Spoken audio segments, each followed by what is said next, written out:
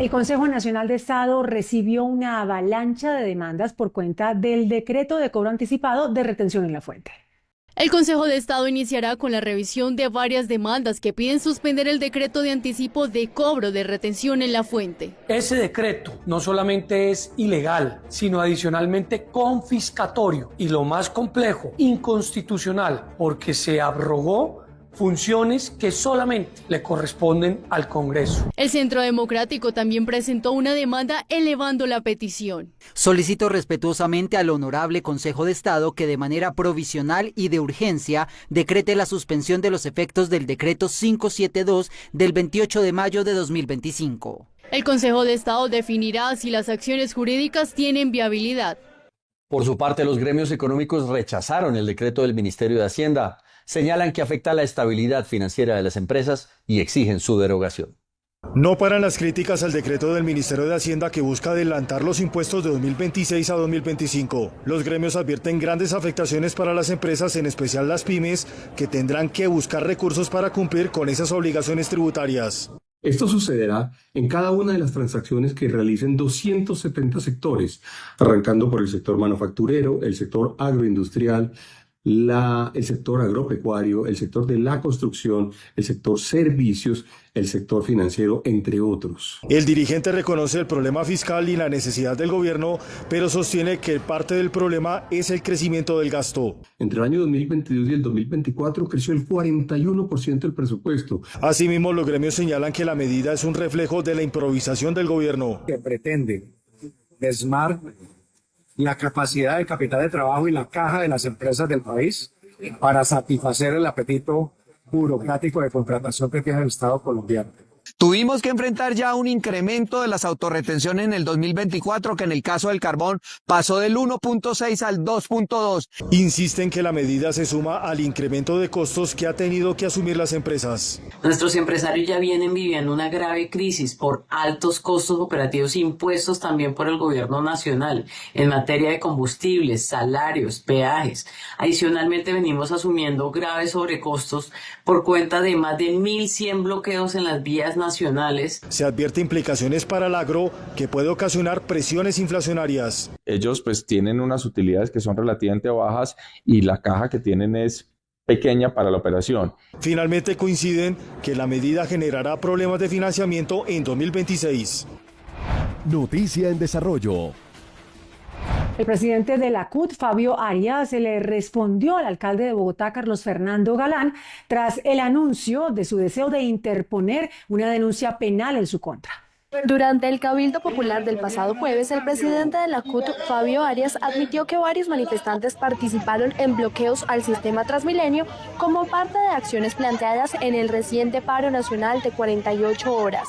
Derivado exactamente de las apreciaciones que diversos compañeros en las diversas localidades lograron realizar bloqueando el transporte masivo de Transmilenio, que era una de las tantas formas con las cuales veníamos a realizar este paro nacional de 48 horas. La información generó una rápida reacción del alcalde Galán. El señor Arias confiesa claramente y abiertamente que los bloqueos al sistema de transporte de Bogotá, Transmilenio, no fueron una acción aislada, fue una acción deliberada de quienes convocaron el paro, básicamente para afectar los derechos de la gente. Por su parte, la mañana de este viernes, Fabio Arias respondió señalando que la movilización social es un derecho legítimo. Es una intimidación y una estigmatización que quiere hacer el alcalde Galán en esta oportunidad en el nombre del presidente de la CUT, pero lo entendemos exactamente de querer acallar a toda la cumbre social, política y popular.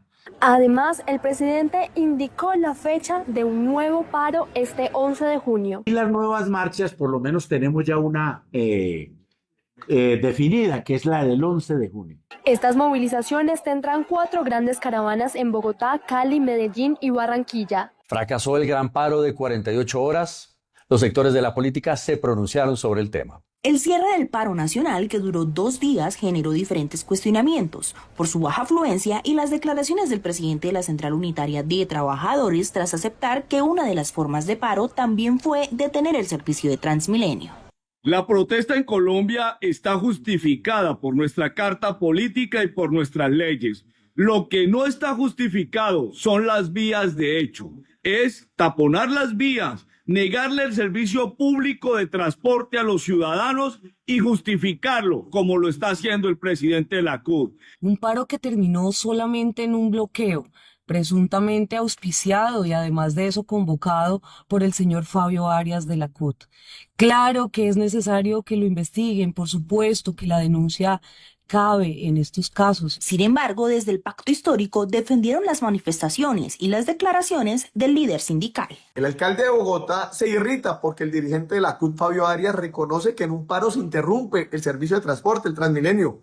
Dice el alcalde que eso es joder a la clase trabajadora porque no le permite ir a su puesto de trabajo. Pero no dice nada del alcalde porque sus amigos del Senado no le quieren garantizar los derechos básicos que le han quitado, le han robado al pueblo trabajador. El paro duró 48 horas como respaldo a las reformas sociales del gobierno nacional. El ministro de Defensa, Pedro Sánchez, rindió homenaje a la señora Janet Franco, la mujer que enfrentó el vandalismo y defendió a su comunidad esta semana.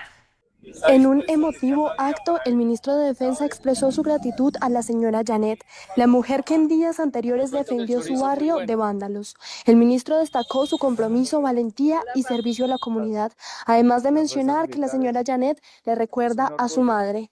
Saludarla me recuerda a mi mamá, que también trabajó, no en este tipo de servicio, pero también trabajó muy duro. Ella fue docente, mi papá fue comerciante y nos sacó adelante. El alto funcionario también envió un mensaje de esperanza, subrayando la importancia de contar con ciudadanos ejemplares como Janet. El honor es para mí saludar a una mujer valiente, a una mujer que nos inspira. Y se lo digo no solamente como ministro de Defensa, sino también como colombiano.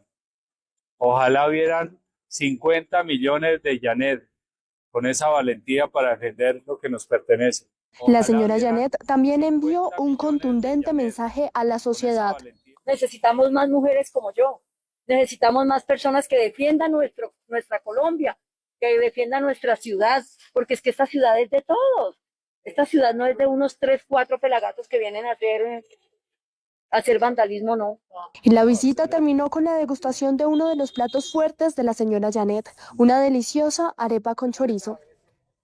Como una causa de fuerza mayor, así justificó la canciller Laura Sarabia la ausencia del presidente Gustavo Petro en la cumbre de estados del Gran Caribe, convocada por Colombia en Montería, a donde no llegó Petro, y sí el mandatario de Panamá, José Mulín.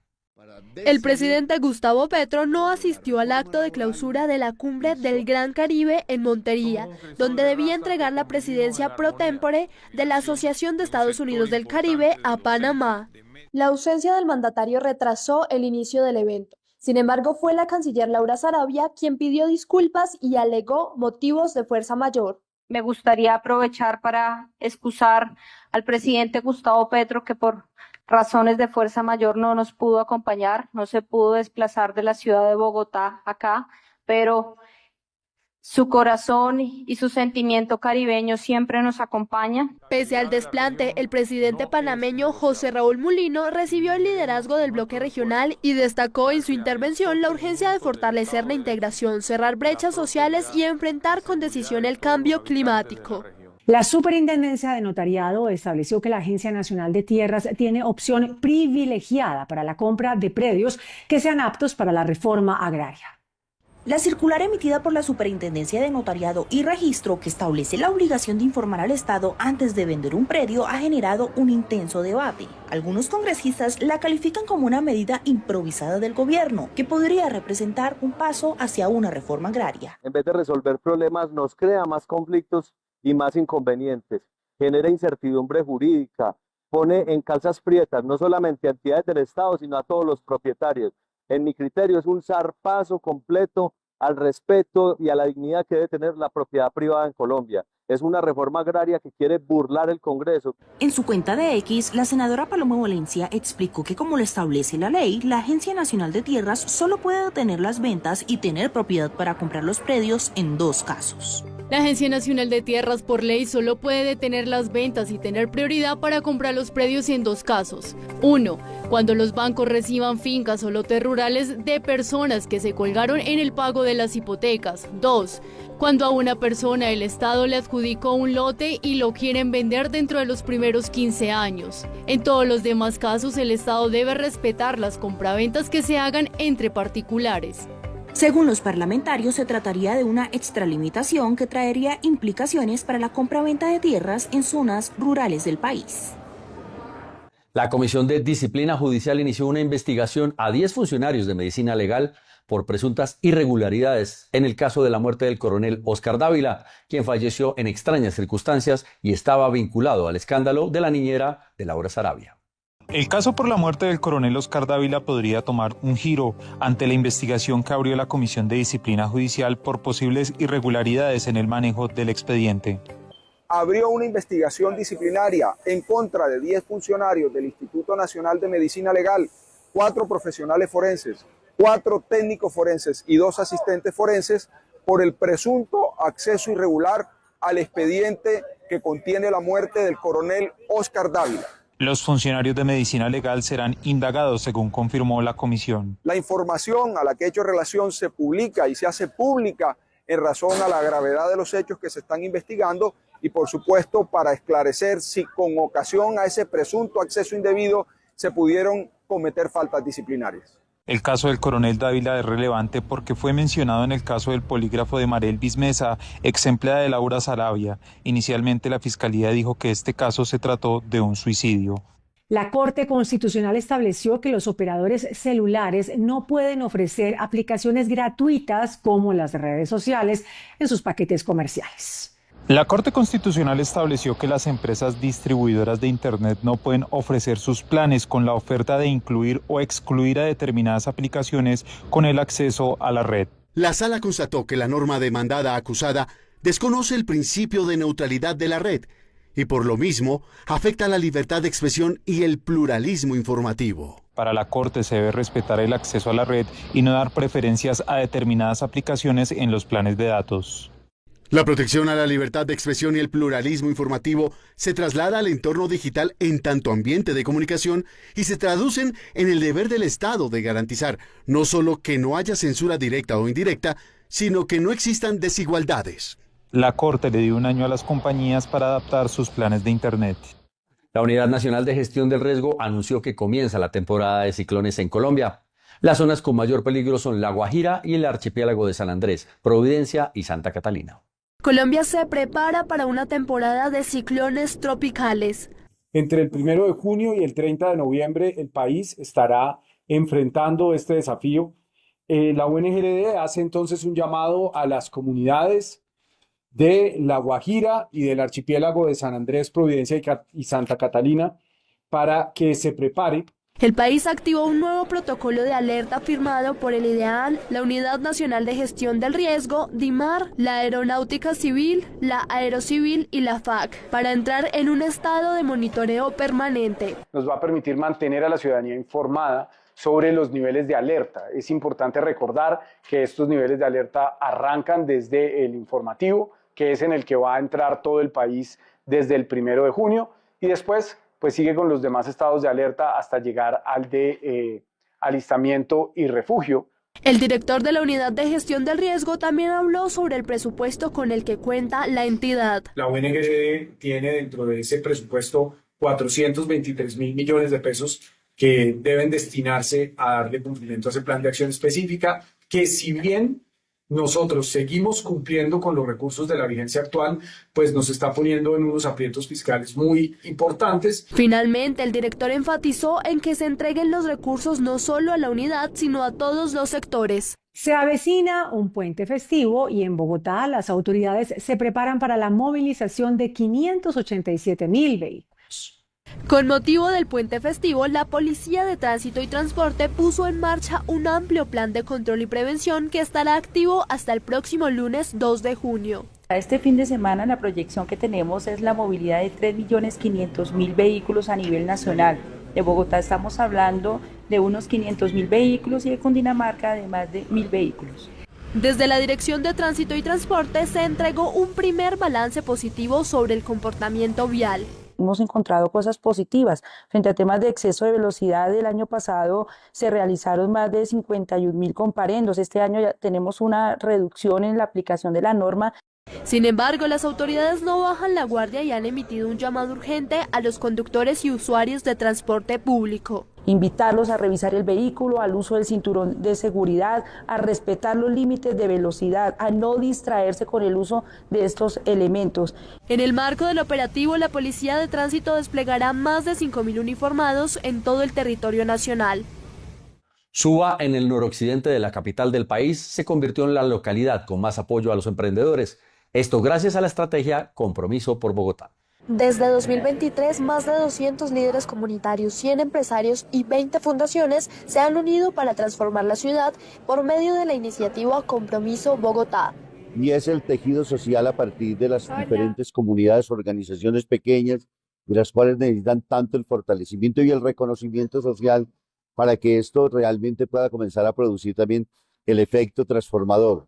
El piloto inició en la localidad de Suba, donde se han impactado a más de 50 iniciativas sociales. Promovemos a través del bordado, del tejido, del patchwork, que las mujeres asistentes, que son niñas, que son jóvenes, que son adultas y personas mayores, tengan la posibilidad de crear, de encontrarse, pero también de empoderarse y generar entradas económicas, una independencia económica. Nosotros dictamos talleres en cárceles y colegios de no violencia, proyecto de vida, reconocimiento personal, derechos humanos y a través de las artes. El objetivo es seguir trabajando en el modelo de desarrollo comunitario, contando con el apoyo de grandes empresarios. Trabajando con las mesas de emprendimiento para convertir a los emprendedores de la localidad en reales empresarios. Conectar iniciativas con empleabilidad y liderazgo, para hacer de esto una realidad que mejore las condiciones de nuestros emprendedores en la región. Este modelo pretende impactar a más de 300.000 bogotanos. La gobernadora del Valle del Cauca rechazó tajantemente la fiesta celebrada por las disidencias de las FARC en Jamundí, que se conoció por redes sociales y que confirmó el ejército. En las últimas horas se difundió un video de una fiesta ilegal realizada por las disidencias de la FARC en el municipio de Jamundí, Valle del Cauca. Las imágenes muestran la presencia de menores de edad. Este hecho está siendo investigado por las autoridades. Me parece terrible, me parece preocupante, me parece que toda la sociedad debe rechazar un tipo de cosas como estas. Es como legitimar en un escenario donde hay grupos ilegales. Y lo más preocupante es que tengamos niños y niñas en estas actividades propagandísticas. Eso es una forma de reclutamiento disfrazado, eso es una forma terrible de poder vulnerar los derechos de los niños y de las niñas.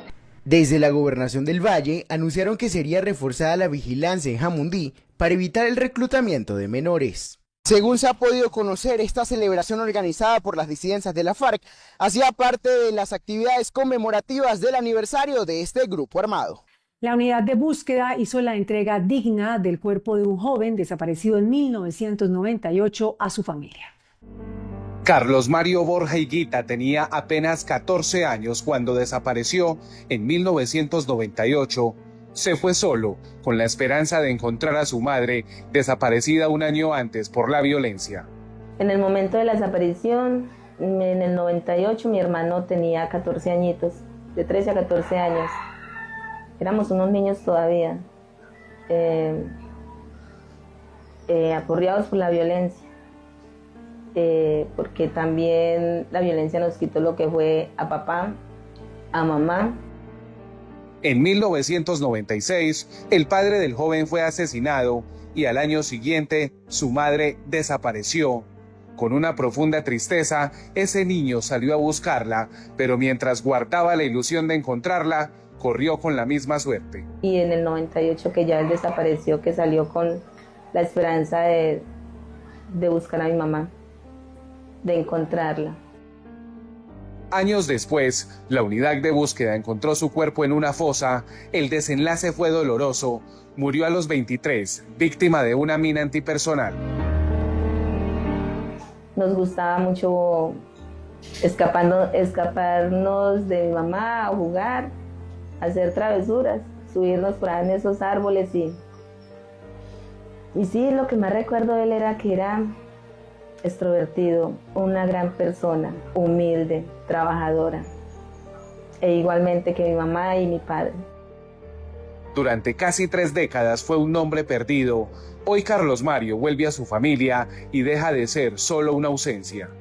El primer día hicieron cartas, recordaron a su Carlos Mario, cómo bromeaba, cómo era de divertido, se rieron recordando. Y aunque su vida terminó en silencio, su regreso se convirtió en un acto de amor, memoria y verdad. Y precisamente en Jamundí la fuerza pública está denunciando ataques y persecución por parte de la comunidad que está actuando bajo presión de las disidencias de las FARC. La situación de orden público en el municipio de Jamundí sigue siendo preocupante. El comandante de la Tercera Brigada del Ejército denunció que la fuerza pública está siendo víctima de constreñimiento. En el año 2024 hemos tenido 5 azonadas, en este año 2025 hemos tenido 2 azonadas. Esto se debe al constreñimiento ilegal de esas estructuras hacia la comunidad que ha salido a parar las operaciones militares en diferentes ocasiones. Las autoridades tienen identificados algunos puntos críticos en la zona rural de Jamundí, como La Liberia, Villa Colombia y Ampudia. Nada, absolutamente nada justifica la violencia contra nuestras niñas y nuestros niños. Un video en el que se puede ver claramente una brutal golpiza propinada a una niña indígena causa no solo conmoción, sino indignación en todo el país. En el video se ve como una menor de 17 años de edad es amarrada y colgada de sus brazos. Luego, sus propios familiares, hombres, proceden a golpearla fuertemente con unas ramas. La niña fue trasladada a un hospital de Pereira.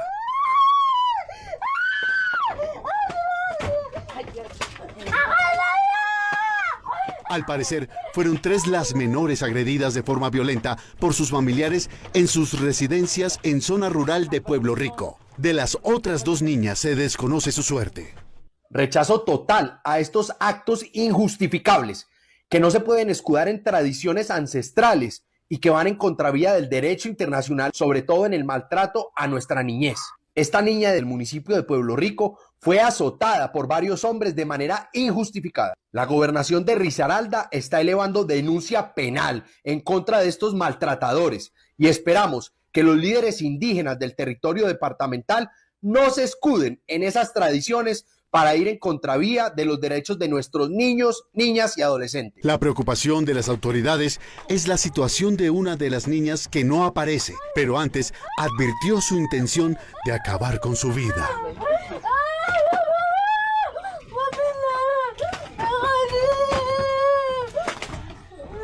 Envía fiscales de Bogotá a Cali para apoyar y agilizar los procesos judiciales en contra de los involucrados en hechos terroristas.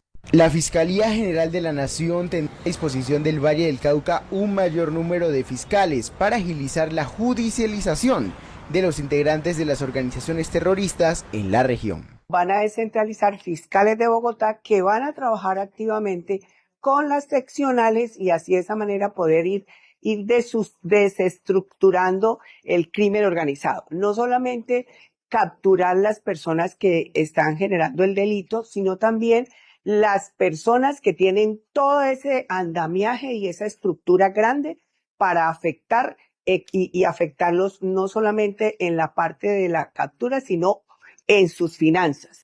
En las últimas horas se realizó un consejo de seguridad con el objetivo de encontrar estrategias que permitan hacer frente a la situación de orden público en municipios como Jamundí.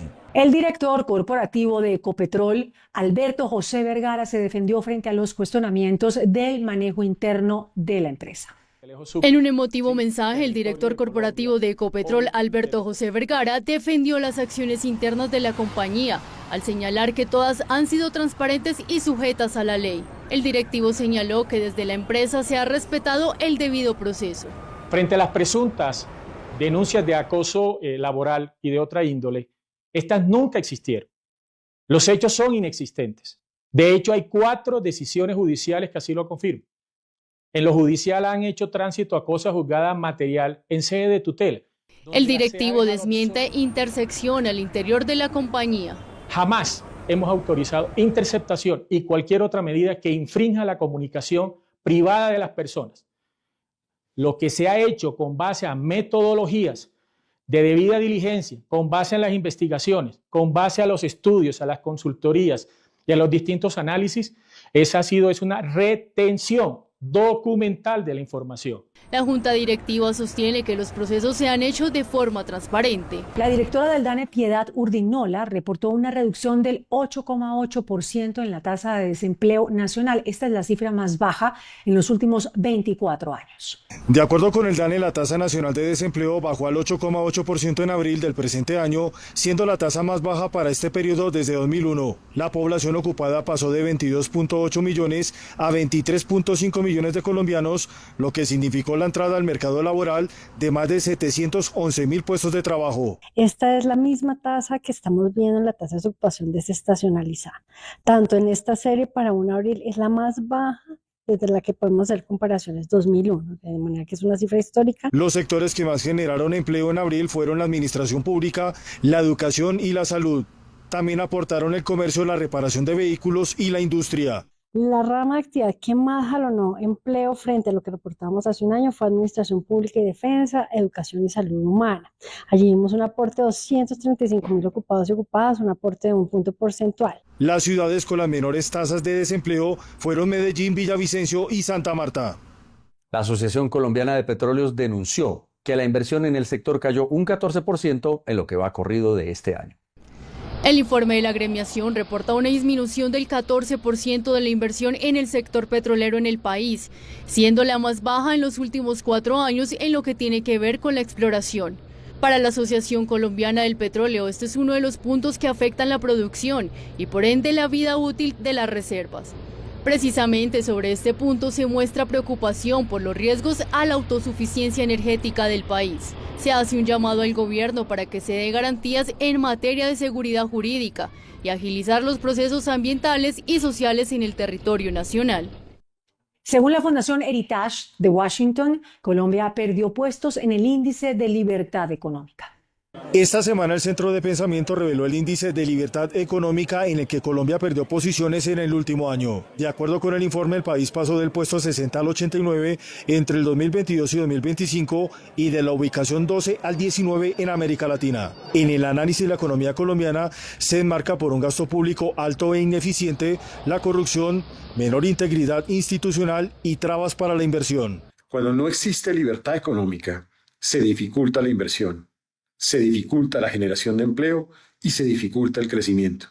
Es urgente que Colombia corrija el rumbo para retomar de nuevo el compromiso con la libertad empresarial, con la libertad económica. La falta de seguridad jurídica es otro de los puntos que afecta a la inversión, recordando que se vienen tomando medidas en diferentes sectores que cambian las reglas de juego para las empresas. De la libertad económica pues no son las mejores y eso implica que eventualmente esto va a tener consecuencias en materia de crecimiento económico. Colombia no ha logrado recuperar un crecimiento de largo plazo importante y parte de esto está ligado justamente a algunos de los factores que enfatiza este indicador. Se piden medidas que garanticen el libre funcionamiento y operatividad de la economía nacional.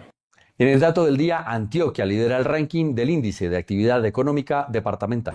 Con un 3,2% de crecimiento, Antioquia lidera el ranking de la actividad económica departamental en el país. El estudio del Departamento Administrativo Nacional de Estadística DANE revela que esta región presentó los mejores indicadores en la parte empresarial, mercado laboral y el nivel de ingresos. Le siguen los departamentos del Valle del Cauca, Tolima y Bogotá como distrito capital. En Noticentro 1 llegó la hora de conocer los indicadores económicos para este viernes 30 de mayo. La tasa representativa del mercado que regirá hasta el próximo martes será de 4.148 pesos con 72 centavos. Los profesionales del cambio compran la divisa en promedio en 4.090 pesos y la venden en 4.130 pesos. Un euro cuesta 4.669 pesos con 40 centavos. La libra de café en Nueva York se cotizó a $3.42. El precio interno se cotizó a $2.763.000 pesos la carga. El barril de petróleo WTI se cotizó en $60.74. La referencia Brent para Colombia se cotizó en $62.67. El índice de capitalización de la Bolsa de Valores de Colombia bajó 1,69% a 1.608 puntos.